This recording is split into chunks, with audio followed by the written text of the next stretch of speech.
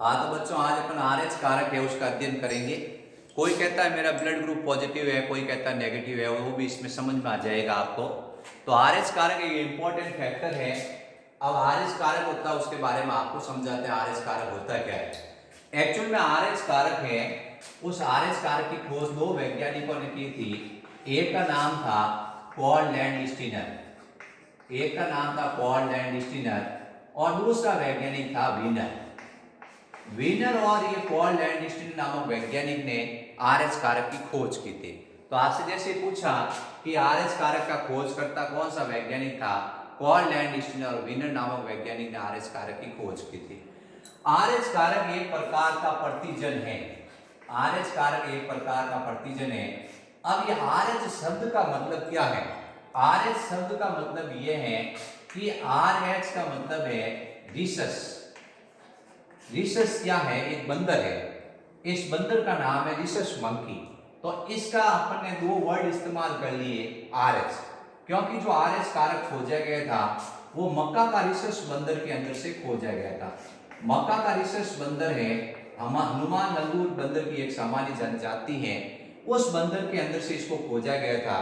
तो मक्का का रिसस बंदर के अंदर से RH कारक की खोज हुई थी, इसलिए इसका नाम पड़ गया RH कारक। क्या पड़ गया? RH कारक। तो RH कारक नाम क्यों पड़ा? आप सोचते हो what is RH, then you reply that it is discover from मक्का का रिसस मंकी। यानी ये मक्का का रिसस मंकी है, उससे खोजा गया और रिसस में दो वर्ड शुरू के इस्तेमाल कर लिए। पूरा रिसस कारक लिखते नहीं है, इसको लिख देते हैं RH कारक। अब RH एक प्रतिजन है, ये प्रतिजन पाया जाता है आरबीसी की प्लाज्मा मेम्ब्रेन पर। जो आरबीसी है, जो आरबीसी है उसकी प्लाज्मा झिल्ली पर, उसकी प्लाज्मा झिल्ली पर ये RH कारक पाया जाता है। RH कारक कहाँ पाया जाता है? आरबीसी की प्लाज्मा झिल्ली पर पाया जाता है। जैसे कोई कहता है मैं RH प्लस हूं, इसका मतलब अपन कहेंगे उसमें आरबीसी है, उसमें RH कारक है।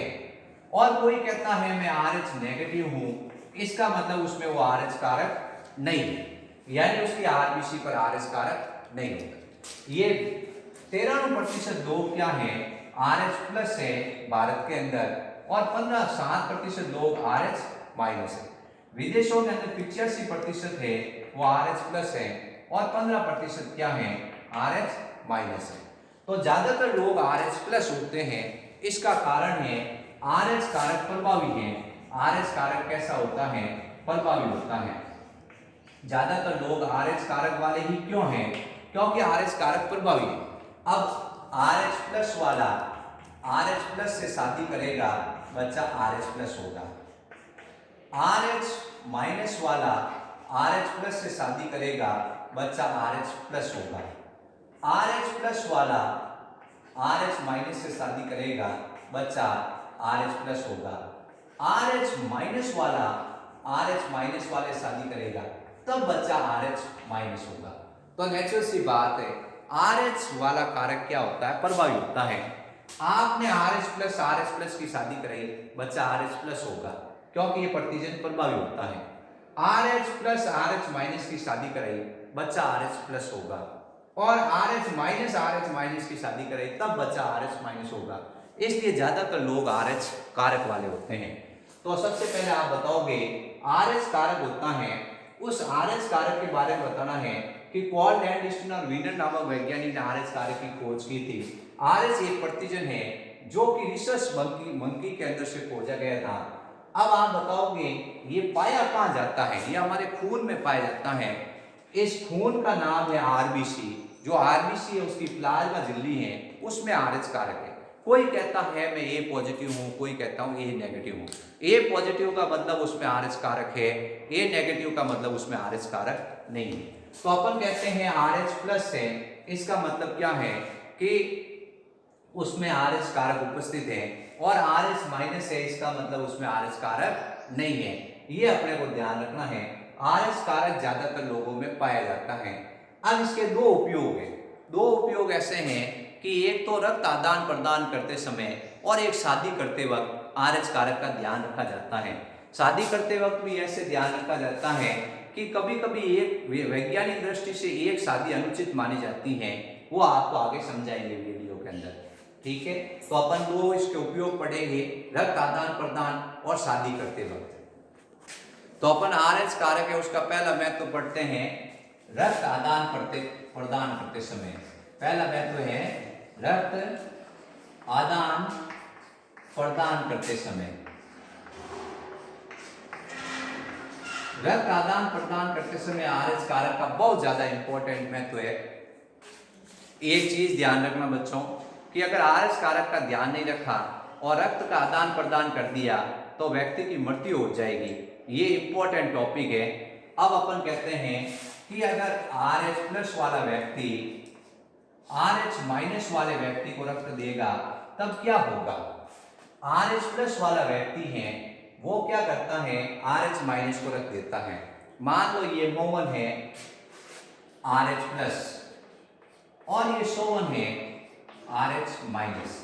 दोनों की दो पक्की दोस्ती है। RH- को एक दिन चोट लग गई या किसी कारण से उसको खून की जरूरत हुई, इसने कहा यार मैं तुझे खून दे दूंगा, क्या कर दूंगा, लेकिन ये क्या है, RH+ है और ये क्या है, RH-। ये इसको जैसे ही खून देगा इसके शरीर में क्या है, प्रतिजन। RH+ का मतलब इसमें RH प्रतिजन है और RH- का मतलब इसमें प्रतिजन नहीं। ये इसको ब्लड देगा तो इसके शरीर में प्रतिजन जाएंगे, प्रतिजन जाएंगे तो शरीर में क्या बनेगी, प्रतिरक्षा। क्या बनेगी, प्रतिरक्षा। पहली बार क्या होता है, मजबूत प्रतिरक्षा नहीं बनती है और ये बच जाता है। क्या होता है, बच जाता है। लेकिन एक बार ऐसा हुआ कि सोहन को फिर चोट लग गई। सोहन को चोट लगी तो इसने कहा यार मेरे को फिर खून चाहिए। दोबारा ये इसको खून देता है तो वापस इसके शरीर में क्या जाता है, प्रतिजन। क्योंकि ये RH+ है और RH+ का मतलब इसमें प्रतिजन है, RH प्रतिजन है। ये इसके शरीर में जाता है। इस बार बहुत मजबूत प्रतिरक्षा बनती है, इस बार बहुत मजबूत प्रतिरक्षा बनती है। वो मजबूत प्रतिरक्षा क्या करती है, रक्त का आइसो इम्यूनाइजेशन कर देती है, रक्त का आइसो इम्यूनाइजेशन कर देती है, यानी रक्त है उसका गुच्छन कर देती है और कुछ ही समय के अंदर मृत्यु हो जाती है। कुछ ही समय के अंदर क्या होगी, इस सोहन की मृत्यु हो जाएगी। तो आपको ध्यान रखना है कभी भी RH+ वाला है वो RH- को रक्त नहीं देगा। पहली बार रक्त देगा तो मजबूत प्रतिरक्षा नहीं बनेगी, जिसके कारण थोड़ा इफेक्ट होगा, ज्यादा इफेक्ट नहीं होगा। अगर भविष्य में कभी दोबारा इसने इसको रक्त दिया, RH+ वाले ने RH- को रक्त दिया तो शरीर में जाती है प्रतिजन और प्रतिजन के खिलाफ मजबूत प्रतिरक्षा बनेगी। वो प्रतिरक्षा रक्त का क्या करेगी, आइसो इम्यूनाइजेशन करेगी, यानी रक्त का गुच्छन कर देगी और उसकी रक्त वाहिनियों में रक्त जम जाएगा, सारा खून है वो जमा हो जाएगा, ब्लड क्लॉट बन जाएगा और वो हाथों हाथ मर जाता है। तो कभी भी ऐसी गलती नहीं करनी है कि RH+ वाला RH- को खून दे।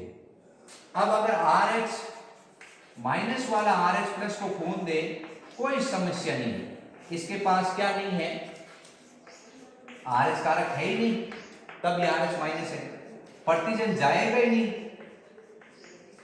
तो प्रतिरक्षा बनेगी नहीं, तो ये इसको खून दे सकता है, यानी ये इसको क्या कर सकता है, खून दे सकता है। यानी RH- वाला RH+ वाले को आराम से खून दे सकता है क्योंकि इसके पास कोई किसी प्रकार का प्रतिजन नहीं। लेकिन RH+ वाला भी RH+ को खून दे सकता है, इसमें भी कोई समस्या नहीं है, इसमें वो चीज पहले से मौजूद है तो ये प्रतिजन कहलाता ही नहीं है। अब RH-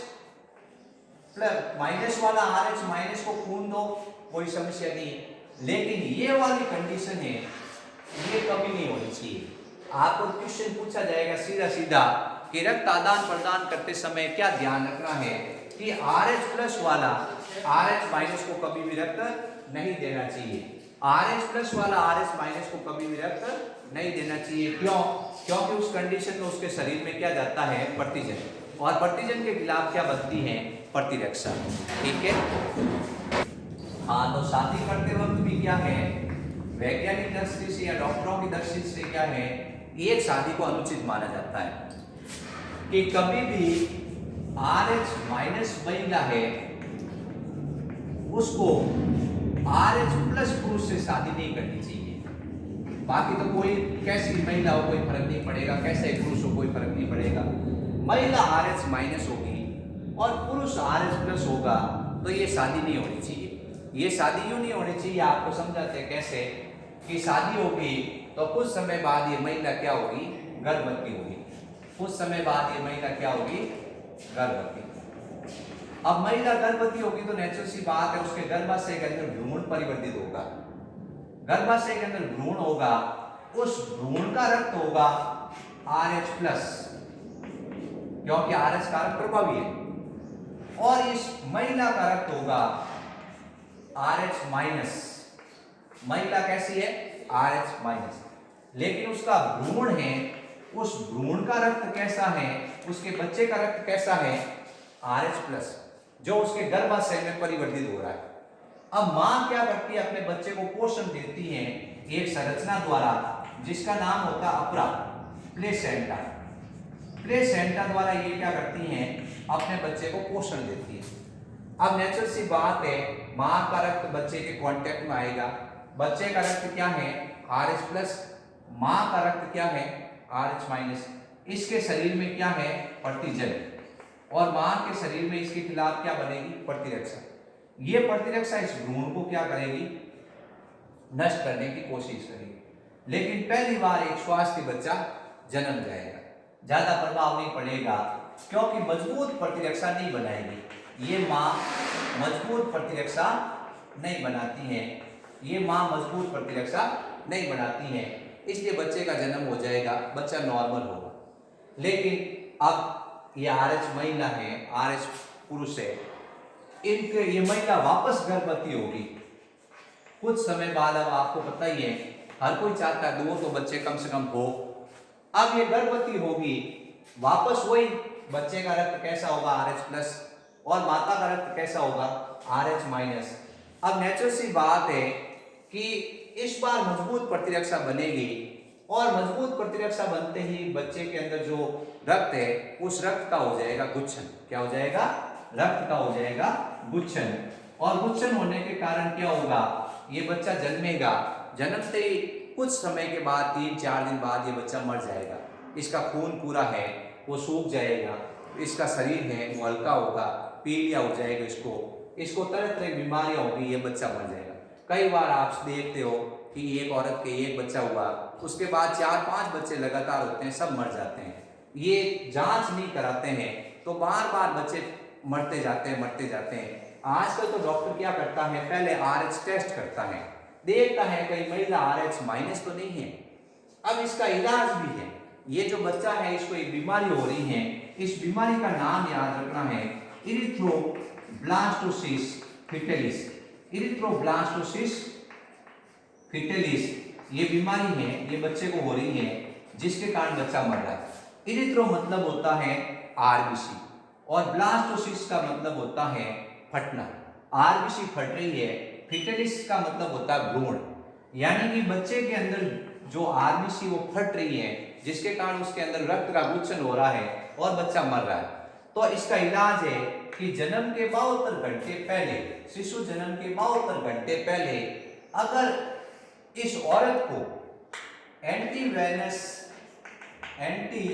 RH इंजेक्शन लगा दिया जाए, एंटी RH इंजेक्शन लगा दिया जाए तो इस औरत की जो प्रतिरक्षा वो दमन हो जाएगी और इस बच्चे का जन्म हो जाएगा, और ये बच्चा कुछ नहीं होगा, ये नॉर्मल होगा।